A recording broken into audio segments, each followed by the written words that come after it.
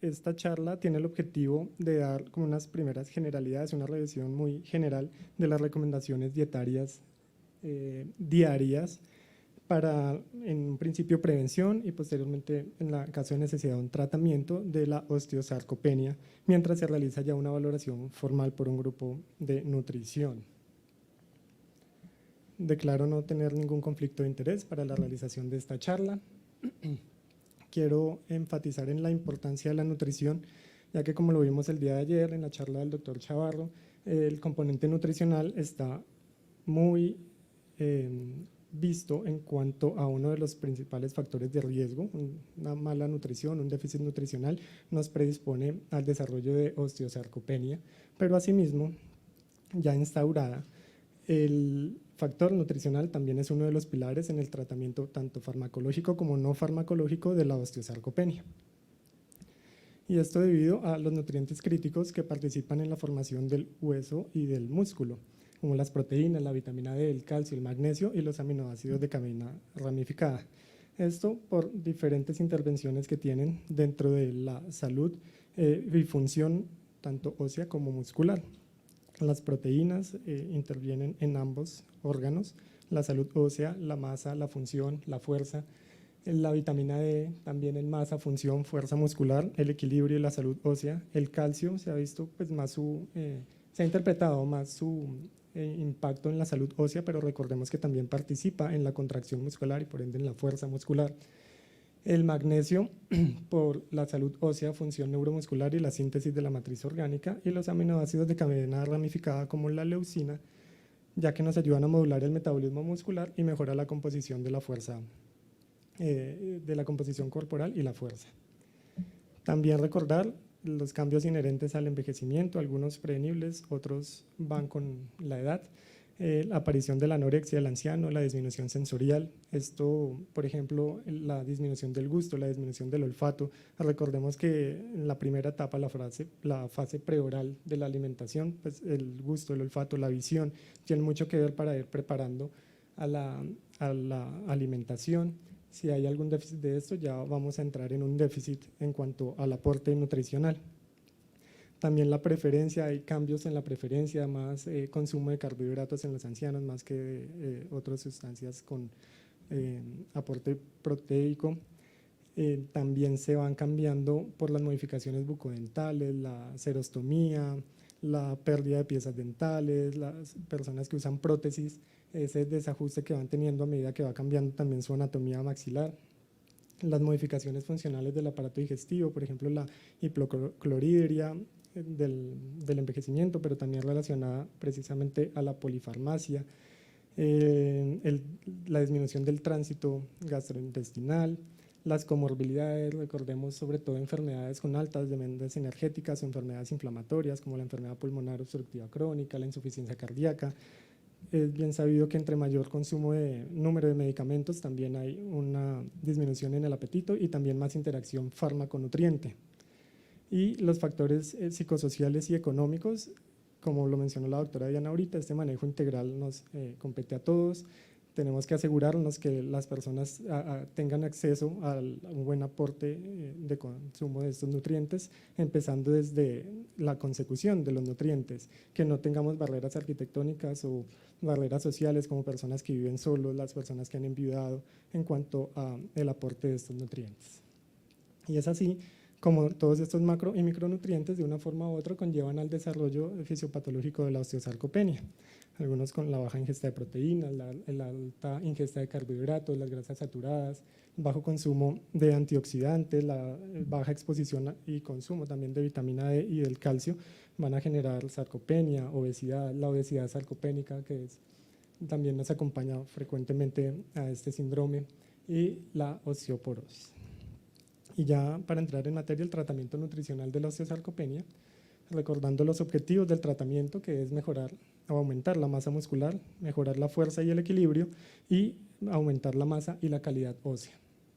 Recordar que esto es un proceso, no es más prevalente la osteosarcopenia en los ancianos, pero es que la osteosarcopenia no empieza en la ancianidad, empieza desde antes, desde el impacto nutricional en la primera infancia, en la adolescencia, como recordando que a partir de la tercera, cuarta década de la vida empezamos a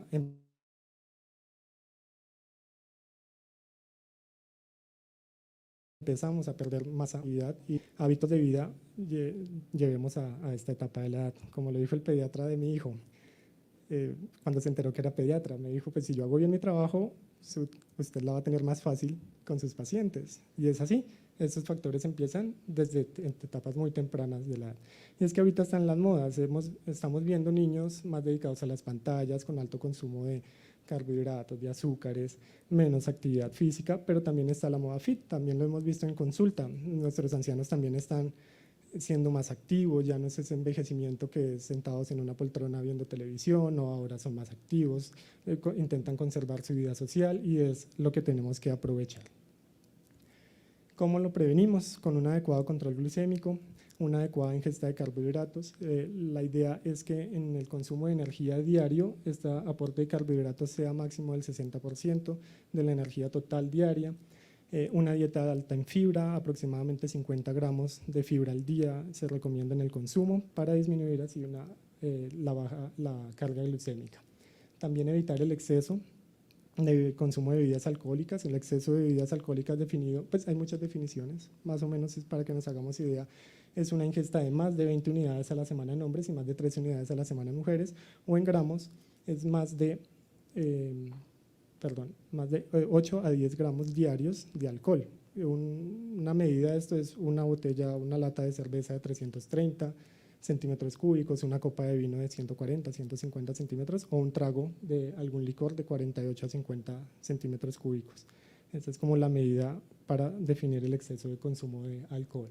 También la ingesta proteica en prevención se recomienda que sea de más o menos 1 a 1.2 gramos kilo día.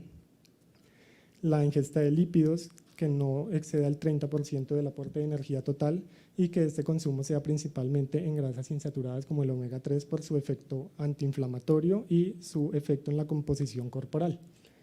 La ingesta diaria de calcio se recomienda que sea aproximadamente 1000 miligramos al día y la exposición a la vitamina D y el consumo de vitamina D es que sea de 800 a 1000 unidades diarias de vitamina D. Esto recordemos en cuanto a prevención. Recordar, nuevamente, es un manejo interdisciplinar. Acá participamos todos, desde todos los factores que interfieren en una mala nutrición, comorbilidades, polifarmacia, los gustos, las preferencias y los requerimientos de nuestros pacientes, la parte, como lo mencionaba, de salud oral con odontología, la rehabilitación en cuanto al fortalecimiento muscular y la prevención de caídas. Y cualquier otra intervención que necesitemos, trabajo social, psicología, acá nos ayudan. Ya entrando en el tratamiento como tal, el grupo europeo de estudio europeo ProtAge nos da estas recomendaciones diarias en cuanto a la ingesta de proteínas, dependiendo en qué contexto se encuentre nuestro paciente. Para mantenimiento y recuperación recomiendan entre 1 y 1.2 gramos kilo día de ingesta de proteínas, pero ya si nuestro paciente se encuentra con una enfermedad aguda, por ejemplo una hospitalización, aumenta este requerimiento, la recomendación de este requerimiento a 1.5 gramos kilo día. Pero enfermedades graves, por ejemplo una hospitalización por un UCI o una enfermedad que tenga alta demanda energética, un cáncer por ejemplo, puede subir esta recomendación a 2 gramos kilo día. Se recomienda que el aporte de esas proteínas sea a través de proteínas de absorción rápida y de un alto valor biológico como la leucina, el HMB, la creatina, pero también se pueden utilizar proteínas de absorción lenta, pero que también tengan un alto valor biológico como los caseinatos. Este grupo también nos da pautas en un tema muy polémico de cómo manejar las proteínas en un paciente con enfermedad renal crónica, porque se tenía el concepto de hacer una restricción proteica en la ingesta diaria para evitar la progresión de la enfermedad renal, pero ya se sabe muy bien que esta restricción proteica tiene más riesgos que beneficios, tiene más riesgos de malnutrición, tiene más riesgos de caídas, de fracturas, de mortalidad, más que el riesgo de que progrese la enfermedad renal. Entonces el mismo grupo nos da estas pautas según la tasa de filtración glomerular por encima de 60, nos recomiendan una ingesta de proteínas según las necesidades del paciente, como las recomendaciones que vimos en la diapositiva anterior, cuando esta tasa ya está entre 30 y 60, nos dicen que una ingesta de 1 o más gramos kilo día es seguro, pero que sí se debe hacer un monitoreo de la función renal. Cuando la tasa cae por debajo de 30, si nos dan una restricción, nos recomiendan que sea de 0.8 a 1 gramo kilo día, y ya en pacientes que están en terapia de reemplazo renal, sea hemodiálisis o sea diálisis peritoneal, nos dicen que se puede, según las necesidades del paciente, una ingesta de 1 o más 0.2 gramos kilo día, pero siempre y cuando el 50% de esta ingesta de proteínas sean de proteínas de alto valor biológico. Y ya una recomendación nutricional es que el aporte de energía suficiente deba tener un balance nitrogenado neutro, es decir, que la energía que consume nuestro paciente provenga sobre todo de otros macronutrientes como carbohidratos y lípidos y no de la proteína que le estamos dando a nuestro paciente. Las fuentes de proteína, esto es una negociación. Ya dije que hay muchos cambios en nuestros ancianos, las preferencias también. Se ha visto mucho la disminución de la ingesta de carnes, entonces yo lo que hago particularmente en consulta es entrar en negociación, evaluar qué le gusta a mi paciente y dónde podemos aportar para asegurar un buen consumo de proteína. Entonces están las carnes, yo les digo a ellos cualquier tipo de carne, ellos tienden a consumir menos proteína de carne roja, pero pues consumen pollo, consumen pescado, entonces aprovechar estos factores. También los huevos, a mis pacientes les encanta el huevo.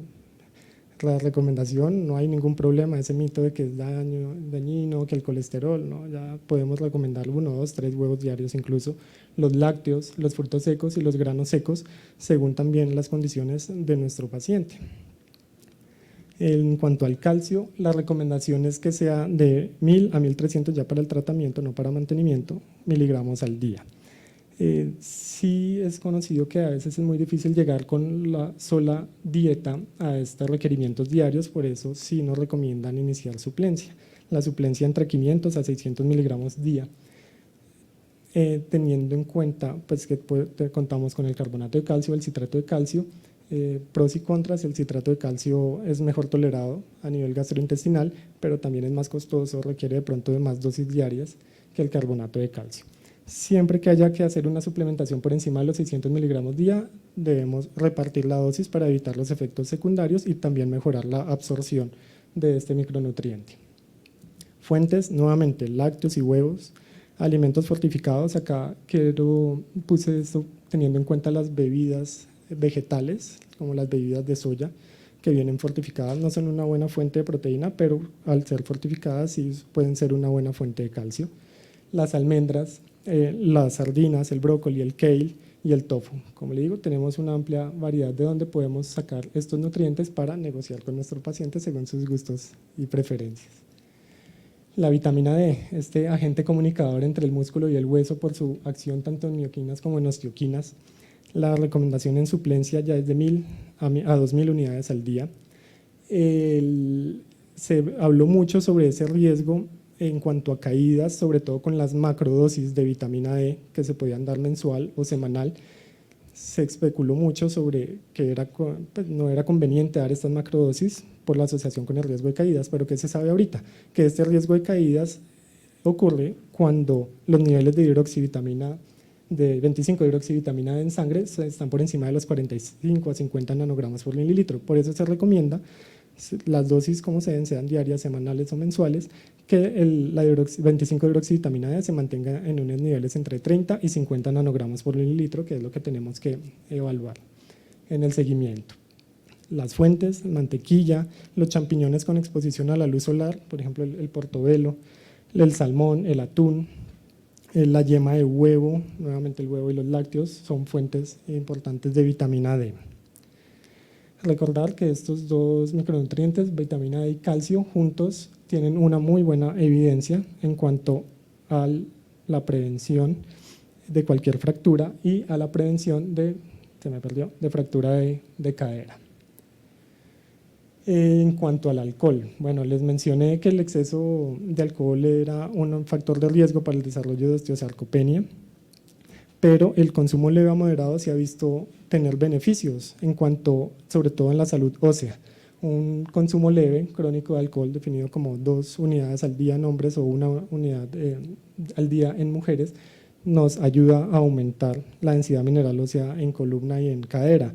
Incluso un consumo moderado de alcohol se ha visto tener efectos benéficos, lo mismo en la densidad mineral ósea de cadera, principalmente en mujeres posmenopáusicas. Y en cuanto a los suplementos proteicos, hablando únicamente de suplementos proteicos, sin ninguna otra intervención, específicamente ejercicio, no nos ayuda mucho a mejorar la masa magra, pero sí nos mejora las pruebas de rendimiento físico. Este estudio nos trae principalmente el SPPB, en donde la sola suplementación proteica nos mejora esta puntuación en esta escala. Que sí se sabe que la nutrición no debe venir sola, debe venir acompañada de ejercicio, de actividad física.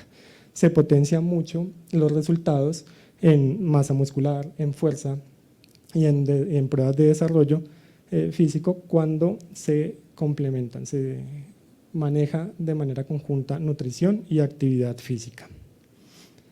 Y finalmente, las dietas vegetarianas, que se sabe que no hay una evidencia concluyente para evaluar la integridad muscular, que sí se recomienda hacer una complementación proteica, es decir, aportar leguminosas con cereales.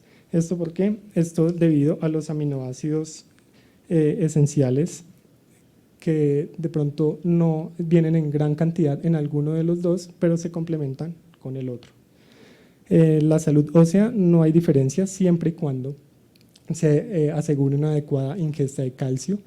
Siempre la recomendación es que esta dieta en personas vegetarianas y veganas debe ser dirigida y orientada por un profesional, y la mayoría sí debe tener suplementación nutricional y alimentos fortificados. Ya como conclusiones, recordar que tratamiento de la osteosarcopenia es un manejo interdisciplinar. Mencioné el pilar de la nutrición como manejo farmacológico y no farmacológico. Se debe garantizar una ingesta adecuada de proteínas de alta calidad. Se debe sí ajustar a las necesidades, preferencias y gustos de nuestros pacientes. Nos debemos ayudar de suplementos para asegurar la ingesta mínima diaria de estos macro y micronutrientes, y siempre se debe acompañar de ejercicio para obtener mejores resultados. El ejercicio, no lo mencioné, sobre todo de resistencia muscular, o un ejercicio mixto, ojalá no solo aeróbico. Recordar que es un síndrome que es prevenible, pero una vez instaurado también es potencialmente tratable. Muchas gracias.